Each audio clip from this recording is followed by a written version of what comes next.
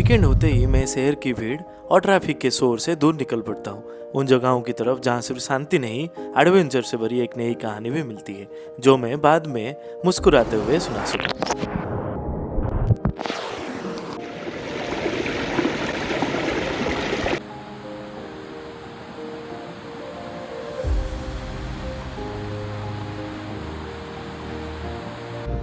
बाकी दिनों की तरह इस बार का सफर भी भुवनेश्वर से शुरू हो गया था, एक ऑफबीट और कम लोगों को पता होने वाला वाटरफॉल सिमली वाटरफॉल की तरफ। रास्ते में हल्का सा ब्रेक लिया, एक प्लेट दही वड़ा खाया और फिर निकल पड़े घने जंगलों के बीच से गुजरने वाला सफर पर। रास्ता आसान था, आप चाहें तो सीधा मैप लगाकर आराम से पहुंच सकते हैं। सफर के दौरान नज़ारे लाजवाब थी, हर तरफ हरियाली ही हरियाली, और जैसे ही वाटरफॉल के पास पहुंचे लगा जैसे प्रकृति ने एक हंसी तस्वीर हमारे लिए संभाल के रखी हो।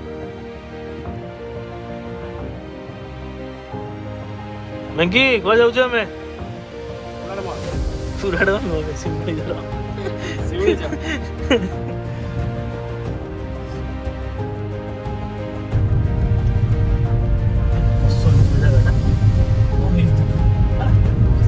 ସେତେବେଳେ ଆମେ ତ ଆଇଥିଲୁ ପାଣି ନଥିଲା, ମାନେ ମୁଁ ଭାବୁଛି ସିମିଳିରେ ଏବେ କେତେ ପାଣି ଥିବ, ମତେ ବଡ଼ ଖୁସି ଲାଗୁଛି।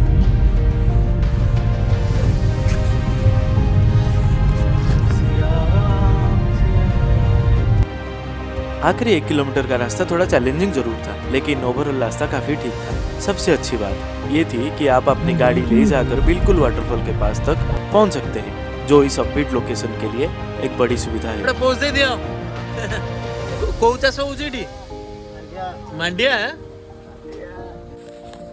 लगभग 2.5 घंटे का सफर तय करने के बाद हम फाइनली वाटरफॉल के पास पहुंच गए थे। गाड़ी को पार्किंग में लगाया, सामान उठाया और फिर वाटरफॉल की तरफ चल पड़े।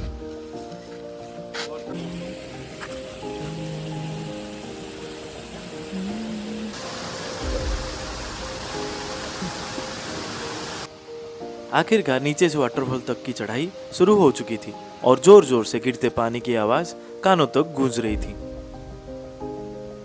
चढ़ाई ज्यादा लंबी नहीं थी, लेकिन काफी तीखी थी, जिस वजह से पैर फिसलना कॉमन था। जैसे जैसे हम ऊपर बढ़ते गए पानी की आवाज और तेज होती गई। थकान तो होती थी, लेकिन चारों तरफ फैली खूबसूरत मंजरों को देखकर लगता था जैसे सारी थकान एकदम दूर हो गई। वल्लभ जी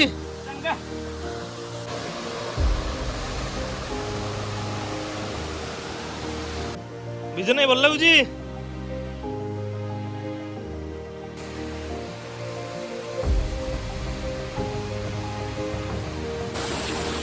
फाइनली सिमिली वाटरफॉल।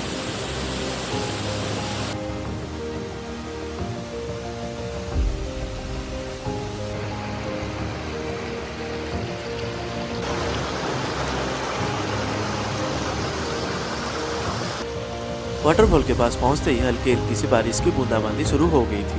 कुछ लोग वहां खाना बना रहे थे, जो अपना सामान संभाल रहे थे। मैं भागा दौड़ी ना करके वहां ही बैठ गया था, प्रकृति के इस अनोखे मौसम का पूरी तरह से आनंद ले रहा था। उस पल मुझे लगा जैसे मैं बिल्कुल खो गया हूँ, बस वही का हूँ।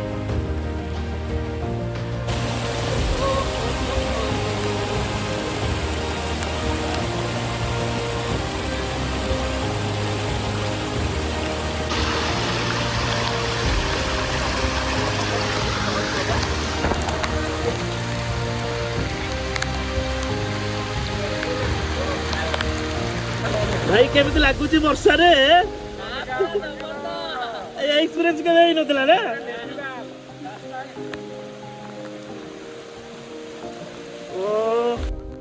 सभी लोग अपने तरीके से खुश थे, जैसे हर कोई उन बारिशों की बूंदों से चुपके से कुछ कह रहा हो और वो बूंदें उनकी बातें सुन रही हो।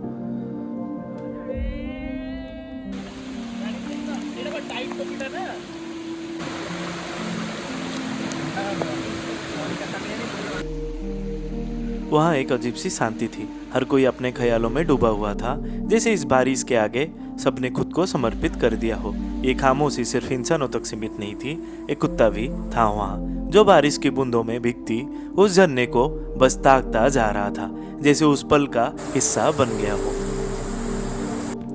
बारिश के रुकने के बाद हम सब ने वहीं बैठकर थोड़ा लंच कर लिया। एकदम सिंपल था, लेकिन उस मौसम और जगह के बीच वो भी एक अलग ही मजा दे रहा था।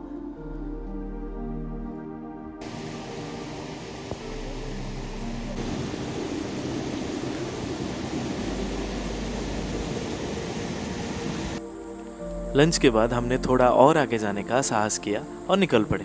रास्ता थोड़ा मुश्किल था, इसीलिए हर कदम संभाल के रखना पड़ रहा था, लेकिन जो नज़ारे सामने खुल रही थी उसके सामने वो मुश्किल कुछ भी नहीं लग रही थी।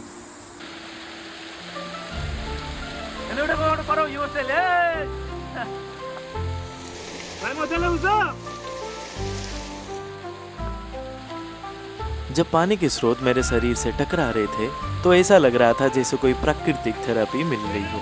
एक सुकून, एक जागरूकता, सामने से जोर से गिरता हुआ पानी था, लेकिन मैं भी उसी जज्बे के साथ वहां जम गया था। शायद मैं थोड़ा सा जिद्दी था और शायद इस जिद में ही उस पल की खूबसूरती छुपी हुई थी।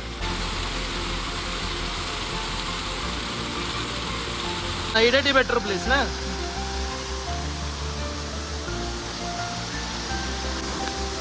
भाई, जो फोर्स रे वाटर आसला एक्सीलेंट माने हिल कर दो से नेचर रो जो थेरापीटा बढ़िया लगला। गाधे के जाऊ तलू को आम सेठी एठी बसबू, मजा आसीगला भाई माने एक्सीलेंट।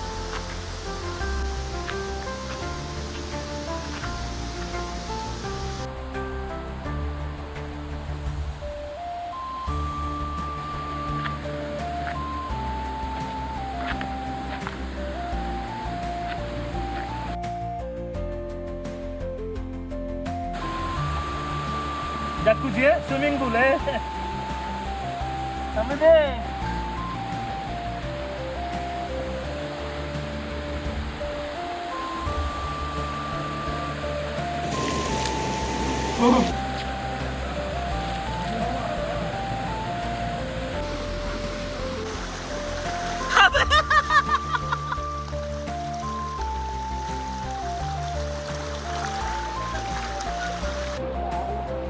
मार डाला, मार डाला। बारिश के बाद ऊपर आसमान एकदम साफ हो चुका था। मैं नीचे लेटे हुए उस खुले नीले आसमान को ताक रहा था। दिल तो चाह रहा था यही रुक जाऊं, लेकिन अब समय था इस खूबसूरत जगह से विदाई लेने का। फिर मिलते हैं एक नए सफर में, एक नए ब्लॉग के साथ।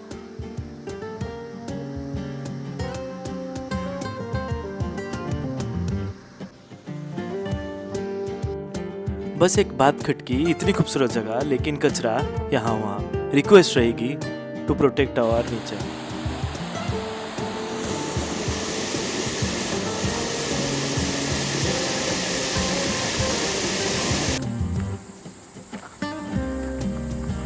चलो पुणी देखा रोड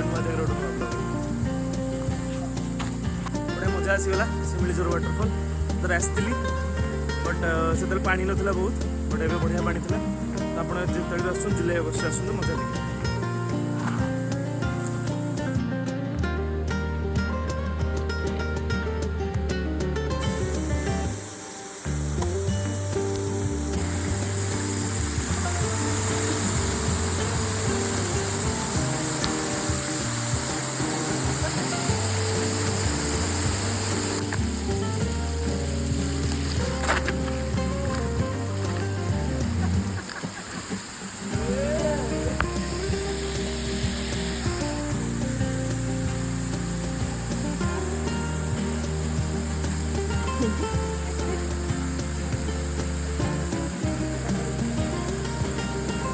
Kamu tadi gosok.